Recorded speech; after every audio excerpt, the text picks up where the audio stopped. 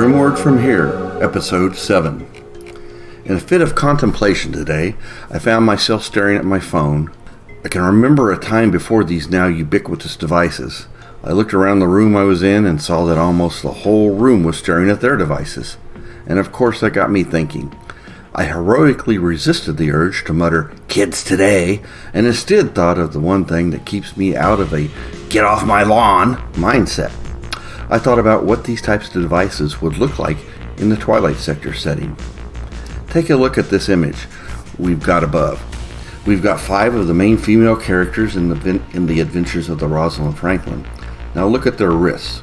They're all wearing some sort of wrist device. I know you can't tell with Talia, but trust me, she has one.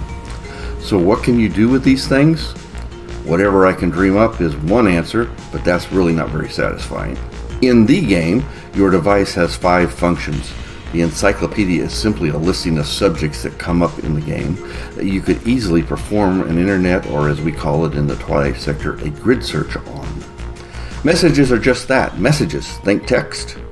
Comms is meant to represent a direct communication with someone. Think phone call. News is the amalgamated news service wire feed. It provides you with all the news that's fit to print and even some that isn't. Images are simply images that you have saved during the course of your game. You'll always treasure that one from Isabel. The one from Jay, well, maybe not so much. So, not so different from modern smartphones, but what could your device do that isn't represented here?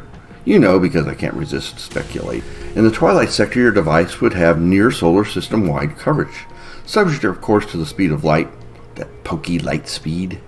It could be equipped with hacking software to get you into places you weren't invited, both electronic and physical spaces. Depending on the interface, the device could be able to provide a sort of technological telepathy. The limit to what types of software could be added to these devices runs the gamut of ideas we can steal from our favorite science fiction settings. What forms could these things take? Well, the image of the ladies depicts what I would think would be one of the most common ones. A device that fits on the forearm like the ones pictured. Even these would have a wide range of variation. Some would be the size of a current wristwatch to the almost forearm-sized devices the girls are wearing. The size would reflect functionality to a degree, but credits could also overcome the size limitation. A wristwatch-sized device could have the same functionality of the forearm-sized device, just at a greater cost for it. Now the device you're seeing here is an implant. In our case, we call it a data jack. It's about the size of a quarter and is commonly placed on the neck towards the top of the spine, making it easier to interface with the device using only mental commands. See how we get to telepathy? Clever, huh? The other forms these types of devices could take would simply be more than we could cover here, but one other common one I'd like to mention would be visor-type devices. These devices would have some advantages, like intrinsic heads-up displays.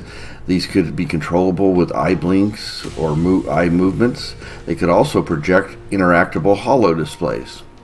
So a brief tour of where my staring at a cell phone took me. Until next time.